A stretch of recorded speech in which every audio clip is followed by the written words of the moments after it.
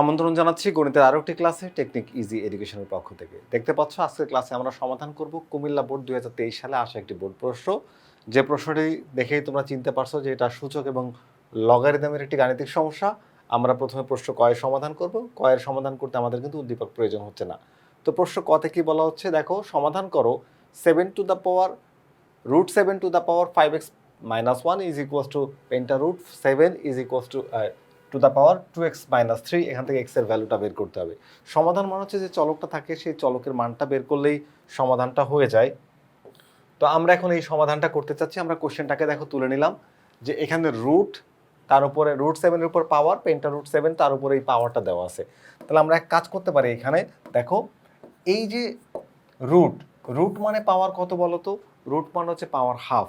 তাহলে আমি যদি এখান থেকে এই 7টা লিখে হাফ লিখি, আর এখানে পাওয়ার আগে থেকে যা ছিল 5x minus 1 এভাবে লেখা যায়, তাহলে রুটটা উঠে যায়। কারণ কি, আমি দুই পাশের বেসকে সেম করলে বেসটাকে বাদ দিতে পারবো। তো এই পাশে আবার দেখো আছে কি, এই রুটের পেটের মধ্যে কত আছে বলো তো? 5। তো রুট যদি হয় 1/2, তাহলে এই যে 5 এটা হবে 1/5, অর্থাৎ 7-এর উপরে যখন পাওয়ার হবে 1/5 তখন কিন্তু তুমি রুট আর এই পুরোটাকে তুলে ফেলতে পারবা। আর আগে থেকে কিন্তু একটা পাওয়ার ছিল, কি ছিল বলো তো? 2x minus 3। ওকে, এই যে এখন দেখো দুই পাশের, তুমি যদি চাও যে ব্র্যাকেটটা এখানে না দিয়ে তুমি এইভাবে দিবা, এভাবে দিবা তাও কিন্তু হবে। আবার তুমি যদি চাও যে না ব্র্যাকেটটা এইভাবে দিবা তাও কিন্তু হবে। একদিকে দিলেই হলো। তা আমি ওই দিকে দিই, দেখতে ব্যাপারটা ভালো লাগবে। এই যে এই এখন দুই পাশের বেস যদি সেম হয় বেসটাকে বাদ দেওয়া যায়। দুই পাশের বেস সেম হলে কি করা যায়? বেসটাকে বাদ দেওয়া যায়। তো এখন আমরা এক কাজ করি, এই যে এখানকার বেস 7, এখানকার বেস 7, দুই পাশের বেসটাকে বাদ দিয়ে দিই। বাদ দিলে কি হয়? বাকি অংশটা থেকে যাবে। তাহলে half into 5x minus 1 is equals to 1/5 into 2x minus 3। একটু খেয়াল করে দেখো এদের মধ্যে কি সম্পর্ক বলো তো? গুণের সম্পর্ক। আমি গুণটা করে দিব। তো গুণ করলে কি হয়? গুণ করলে গুণটা হয় এই পুরোটা একের সাথে গুণ হবে, গুণটা উপরে হয়, আর নিচে যে এক আছে তার সাথে এই 2টা গুণ হয়। তাহলে একের সাথে তুমি যা গুণ করবা তাই হয়ে যাবে। তাহলে উপরে বসবে 5x minus 1 divide 2 is equals two, এখানেও সেম প্রসেস। এখানে এই 1-এর সাথে এটাকে গুণ করে দাও। গুণ করলে কি হয়ে যাচ্ছে? 2x minus 3। আর এই যে 5টা এটা কোথায় বসবে? এই যে নিচে বসে যাবে। এখন আমাদের কাজ কি বলতো? আড় গুণ করা। কি করা? আড় গুণ করা। তাহলে যদি একটু আড় গুণ করি তাহলে কি হয় দেখো, এই 5-এর সাথে এই 5x যদি গুণ করো তাহলে কি হবে বলতো?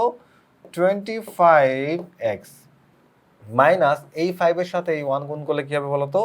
-5 ইজ ইকুয়ালস টু এই 2x আর এই x গুণ করলে কি হবে বলতো? 4x। কি হবে? 4x।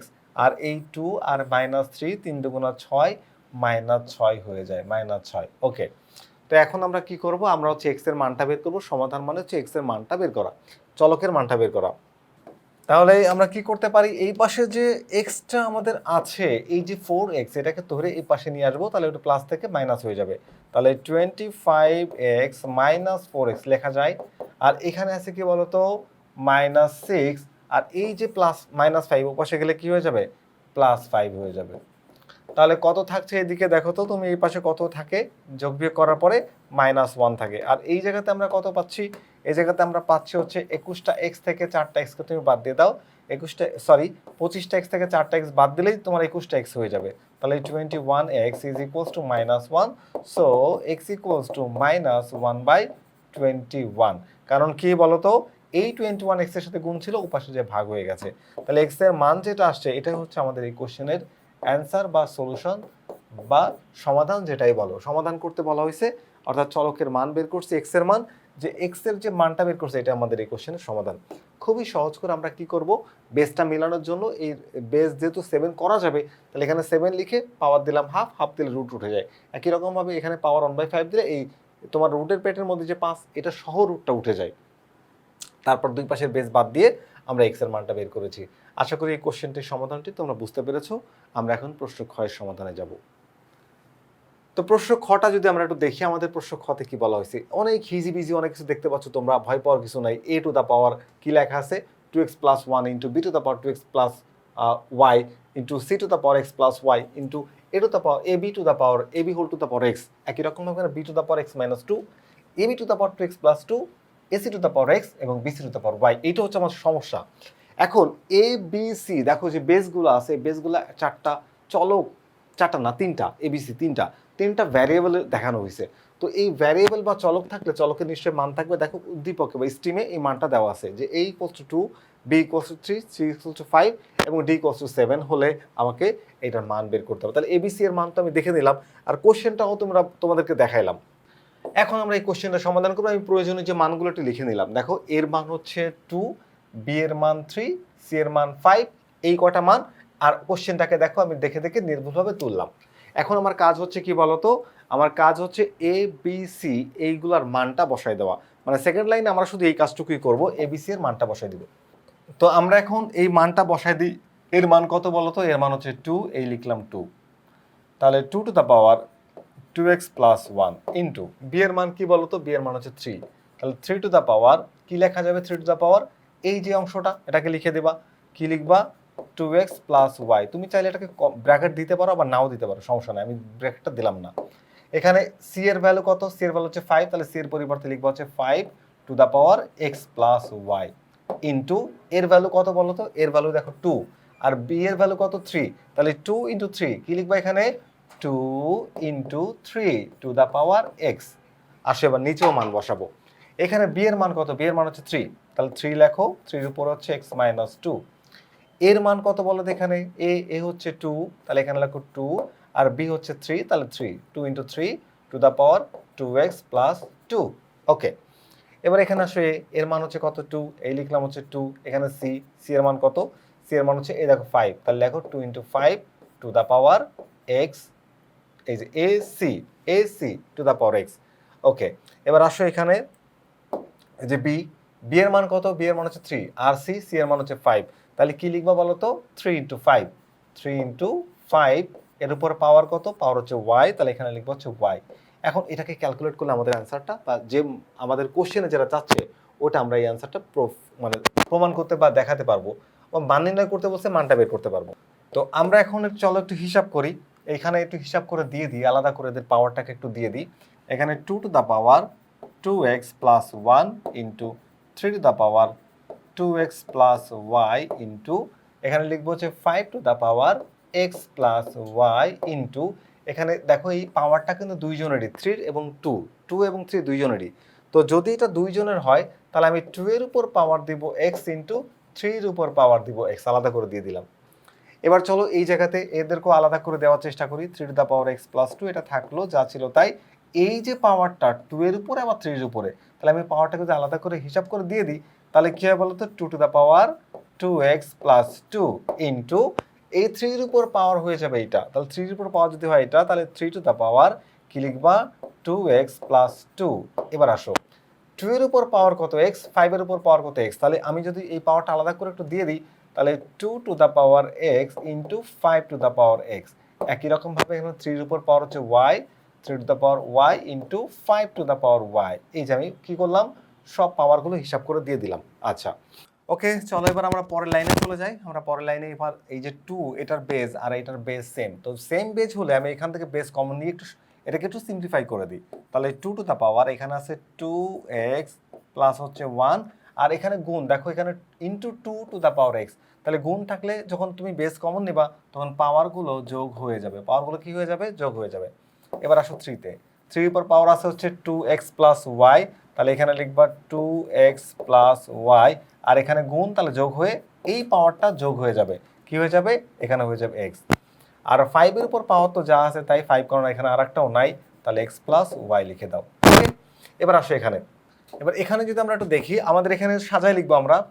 এখানে 2 আছে, এখানে একটা বেস 2, এখানে একটা বেস 2, তাহলে আমরা 2টাকে কমন নিব। যদি 2টাকে কমন নিয়ে নেই তাহলে আমরা কি পাই, এখানে 2টাকে কমন দিলে এই পুরোটাকে আমরা ধরে লিখে ফেলবো 2x প্লাস 2, তাহলে 2x প্লাস 2 এটা গেল। এবার এখানে আসো যে এটা কত বলো তো, 2 এর উপর পাওয়ার হচ্ছে x, তাহলে 2 এর উপর পাওয়ার x এটা যোগ হয়ে যাবে। এখানে আর 2 নাই, এই দুইটা 2 ছিল, দুইটা 2 এর হিসাব আমরা করে ফেলেছি। ওকে, আসো এবার আসো আমরা 3-তে যাই। 3-তে যখন যাব তখন এই যে 3 আছে এখানে x প্লাস 2, তারপর হচ্ছে 2x প্লাস 2, আর এখানে হচ্ছে y, আমরা এই তিনটাকে যোগ করে ফেলবো। 2x plus 2, 2x plus 2, 2x plus আমরা একটু সরি, এখানে দেখো আছে কোশ্চেন আমাদের আছে হচ্ছে x-2, তাহলে x-2 হবে x-2, বাকি সব ঠিকঠাক আছে। ওকে, তো আমরা যদি এখানে x-2 এখন যদি 3 হিসাবটা নেই, তাহলে 3 এর উপর প্রথম পাওয়ার হচ্ছে x-2, তাহলে কি লিখবা এখানে বলো তো, x-2। এবার এই 3 এর উপর পাওয়ার কত, যেহেতু গুণ তাহলে যোগ হবে 2x + 2, কি হবে 2x + 2, তাহলে প্লাস 2x + 2। আর এখানে একটা 3 আছে, দেখো 3 এর উপর পাওয়ার কি, পাওয়ার হচ্ছে এই দেখো 3 এর উপর পাওয়ার হচ্ছে y, তাহলে এখানে লিখবো হচ্ছে প্লাস হচ্ছে y। এবার 5 এ আসো, 5 এর উপর যদি যাই, তাহলে 5 এর উপর এখানে হচ্ছে x আর এখানে হচ্ছে y, তাহলে 5 to the power x + y, x + y। Okay, সব কিন্তু কমপ্লিট হয়ে গেল হিসাব। তো হিসাব কমপ্লিট হয়ে গেছে, এখন আমরা একটু যদি আরো একটু সিম্পলিফাই করে একটু প্লাস মাইনাস করে দেখি কি অবস্থা হয়।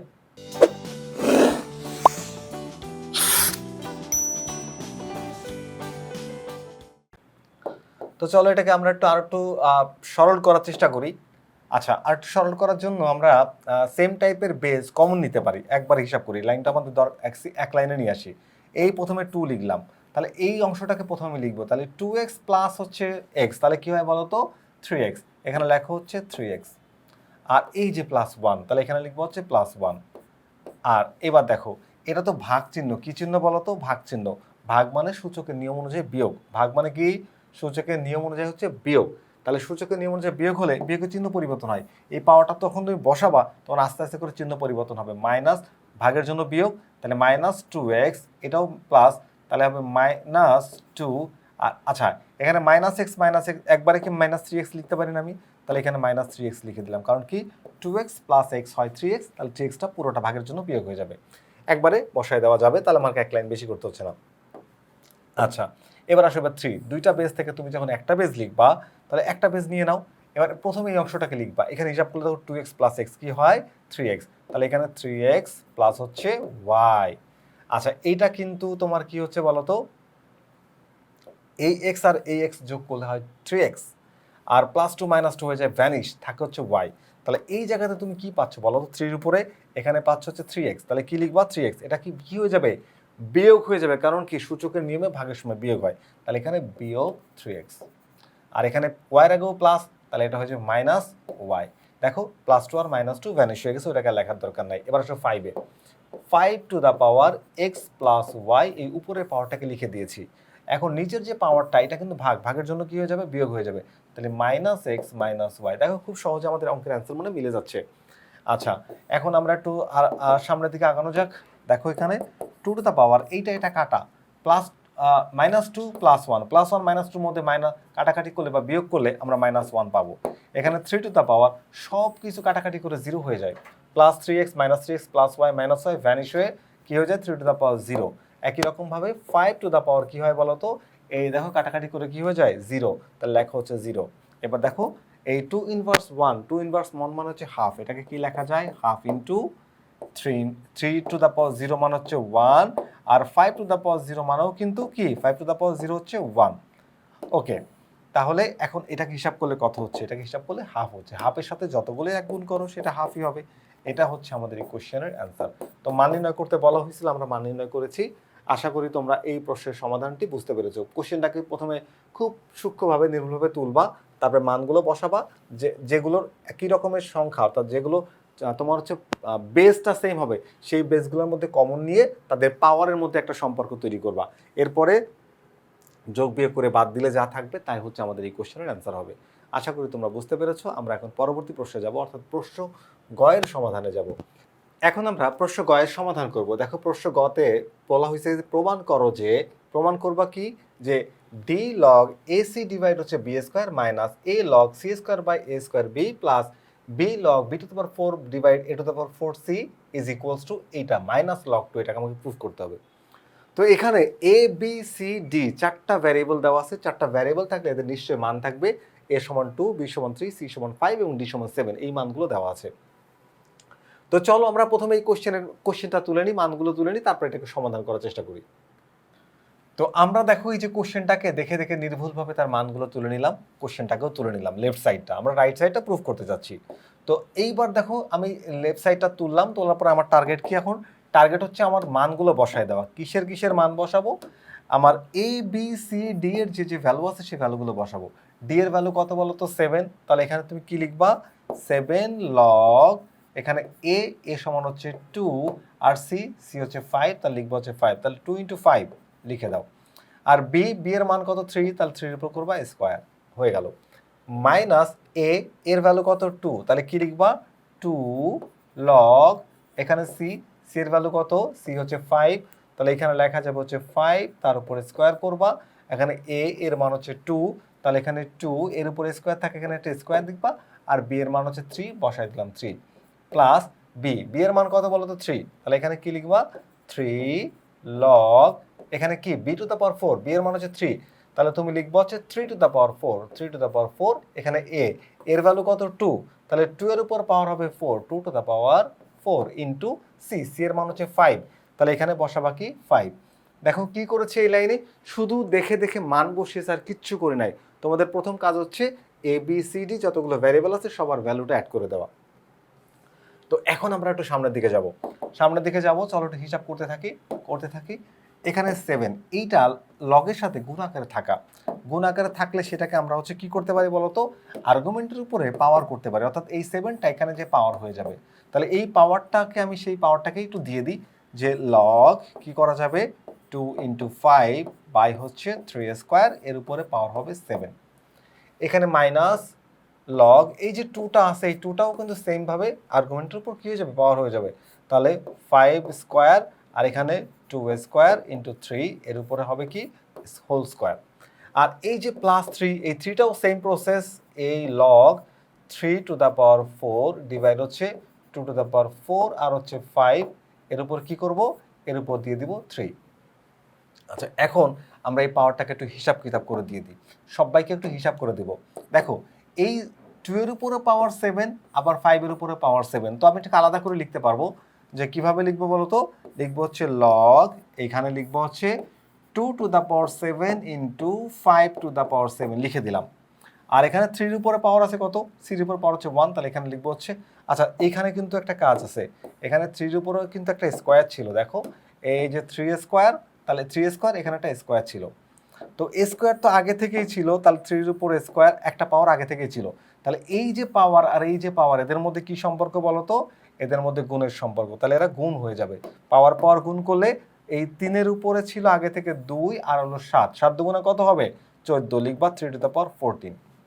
এবার এখানে আসো মাইনাস দাও, এই লিখলাম লগ, এই যে লগ, চলো এই দুইটা পাওয়ার গুণ করে দিলে কত হয় বলো তো 5 টু দ্য পাওয়ার 4। আসো 2 এর উপর আছে 2 আর এই হলো 2, তাহলে গুণ করলে কত হবে 4 ইন্টু 3 এর উপর হবে স্কোয়ার। এখানে একটু আসো এবার, এই দেখো লগ এই 3 এর উপর পাওয়ার আছে 4, 3 4 কত হবে 12, একবারে লিখে দাও 3 to the power 12, 3 to the পাওয়ার 12। ঠিক একই রকমভাবে 2 এর উপর আছে 4 আর 3 মাল্টিপ্লাই করলে কত হয়, এখানে হয় 12 ইন্টু 5, এর উপর কত হয়ে যায় কিউব, 3 4 5 এর উপর পাওয়ার ছিল 1 আর এই 3 গুণ করলে 3 1 3। আচ্ছা, এখন আমরা এক কাজ করতে পারি, সব জায়গা থেকে লগ কমন নিতে পারি, কি করতে পারি, এই দেখো লগ, এই দেখো লগ, এই দেখো লগ, প্রত্যেকটা টার্মে লগটা কিন্তু কমন, তাহলে আমি চাইলে কি করতে পারি, লগটা কমন নিতে পারি। তাহলে এইখান থেকে আমি যদি লগটা কমন নেই, তাহলে এখানে কি হবে 2 to the power 7, 5 to the power 7 divide হচ্ছে 3 টু দ্য পাওয়ার 14, এটা কি চিহ্ন, বিয়োগ চিহ্ন, লগের নিয়মে বিয়োগ হয়ে যাবে ভাগ, কি হয়ে যাবে ভাগ, ওকে। তাহলে 5 টু দ্য পাওয়ার 4 ডিভাইড হচ্ছে 2 টু দ্য পাওয়ার 4 আর এখানে হচ্ছে 3 এর উপর স্কোয়ার। আর এই যে যোগ চিহ্নটা কি হয়ে যাবে, যোগ চিহ্ন হয়ে যাবে গুণ, তাহলে এখানে তুমি একটা দিয়ে দাও গুণ, গুণ দেওয়ার পরে কি হচ্ছে বলো তো 3 টু দ্য পাওয়ার 12 ডিভাইড হচ্ছে 2 এর উপরে পাওয়ার হচ্ছে 12 আর 5 এর উপর পাওয়ার হচ্ছে 3। তো এখন আমরা যে কাজটা করব সেটা হচ্ছে এই যে ভাগটাকে গুণ দিয়ে উল্টায় কাটাকাটি করলে আমাদের কোশ্চেনটা খুব সহজে আনসার মিলে যাবে। তাহলে আমাদের টার্গেট হচ্ছে এখন কি বলতো, ভাগটাকে গুণ দিয়ে উল্টে দেওয়া, তাহলে 2 এর উপর পাওয়ার 7 into 5 to the power 7 divide হচ্ছে 3 টু দ্য পাওয়ার 14। আচ্ছা, গুণ চিহ্ন দাও, এই পার্টটা উপরে চলে যাবে, উপরে কি চলে যাবে, উপরে 2 to the power 4 into 3 square আর নিচে আসবে 5 টু দ্য পাওয়ার 4, ভাগটা গুণ দিয়ে উল্টাই দিলাম। আর এখানে তো গুণ চিহ্ন আগে থেকেই ছিল, এখানে কোনো পরিবর্তন হবে না, যা ছিল তাই, 3 to the power 12, 2 to the পাওয়ার 12 আর হচ্ছে 5 এর উপর কিউব। তো তুমি চাইলে এখনই কিন্তু কেটে ফেলতে পারো, কাটাকাটি করতে পারো, উপর নিচে ভাগ করতে পারো, কিন্তু আমি এটাকে একটু সিম্পলিফাই করে তারপর কাটতে চাচ্ছি। তো যদি এটাকে সিম্পলিফাই করে কাটতে চাই তাহলে এক কাজ করা যাক, হিসাবগুলো মিলাই ফেলি। ধরো টু এর উপর পাওয়ার 7 আর এখানে 2 এর উপর পাওয়ার হচ্ছে 4, তাহলে কত হয় বলো তো? 7 আর 4 11, এই লিখলাম হচ্ছে 11, 2 টু দ্য পাওয়ার 11। এবার আসো 3, আমি ছোট থেকে বড় সাজায় লিখি, এই হচ্ছে 2টা আর এই হলো 12টা, মোট কয়টা? মোট হচ্ছে 14টা, গুণ করলে হয় 3 টু দ্য পাওয়ার 14। এবার আসো 5-এ, 5 এই হচ্ছে 7টা, 5 কয়টা বলো তো? 7টা, 5 কিন্তু আর থাকলো না, এখানে 7টাই, যা ছিল তাই, আর নাই। ওকে, এবার নিচে আসো, নিচে দেখো 2 কয়টা আছে? 12টা, তাহলে 2 লিখবো হচ্ছে 12। ওকে, এবার 3 দেখো 14, 3 কয়টা? 14, এই হচ্ছে 14। 5 টু দ্য পাওয়ার, এই হলো 4টা আর এই হলো 3টা, 4 আর 3 7টা, কয়টা? 7টা, তাহলে টু দ্য পাওয়ার 7, এই যে লিখে দিলাম টু দ্য পাওয়ার 7। ব্র্যাকেটে ক্লোজ করো। এবার কাটাকাটি যায়, দেখো কোনটা কোনটা কেটে যায়, সেটা বাদ যাবে। একটু যদি খেয়াল করো, এইটা 3 to the power 14, 3 to the পাওয়ার 14 কাটা, 5 to the power 7, 5 to the 7 কাটা, কিন্তু এইখানে কাটাকাটি পুরোপুরি যায় না, একটা নিচে একটা 2 থেকে যায়। কি থেকে যায়? নিচে একটা 2 থেকে যায়, উপরে কিছু থাকে না, তাই না? তাহলে এইখানে তোমার কি থাকছে বলো তো?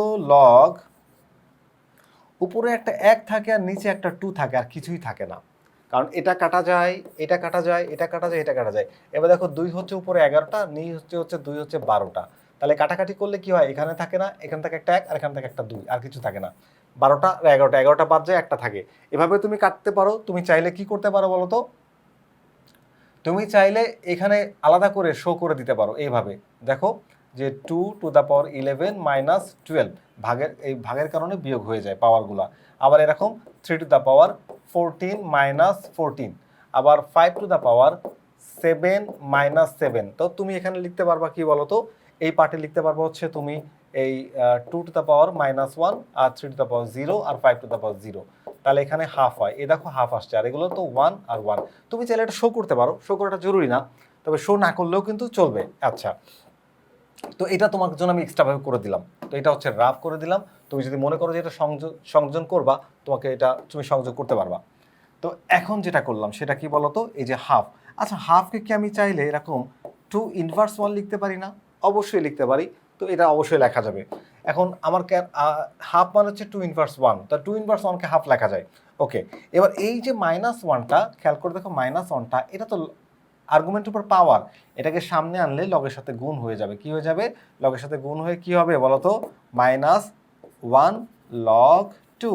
তাহলে 1 তো আসলে লেখার দরকার হয় না, তাহলে মাইনাস লগ 2 লিখলেই কিন্তু হয়ে যাবে। এই যে মাইনাস লগ 2, দেখো এই দেখো আমাদের রাইট সাইডে কি আছে? Minus log 2, minus log 2।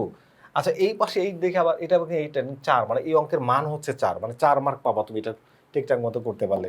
তাহলে এটা হচ্ছে আমাদের কি বলতো? Right side. এই হচ্ছে আমাদের রাইট সাইড। তাহলে আমরা বলতে পারি না, প্রমাণ করতে বলছে, সুতরাং left side equals to right side, proved হয়ে গেছে। একদম সহজে আমরা এটাকে প্রমাণ করার চেষ্টা করেছি। আশা করি তোমরা এই কোশ্চেনের সমাধানটি বুঝতে পেরেছো। সমাধান করলাম আমরা কুমিল্লা বোর্ড 2023 সালে আসা একটি প্রশ্নগুলো একটু তোমার কাছে দেখতে কিন্তু হিজিবিজি মনে হতে পারে, বাট কোশ্চেনগুলো কিন্তু অনেক সহজ। যারা শুরু থেকে আমার ক্লাসটি করেছো, আশা করি এই প্রশ্নটি তোমরা বুঝতে পেরেছো, এবং এই টাইপের যত প্রশ্ন তোমার পরীক্ষা আসবে তুমি সব প্রশ্নের অ্যান্সার করতে পারবা ইনশাল্লাহ। তাহলে আজকের ক্লাসটি এখানে শেষ করছি। দেখা হবে আবারও নতুন কোনো গাণিতিক সমস্যা নিয়ে। ততক্ষণ পর্যন্ত ভালো থেকো। আল্লাহ হাফেজ।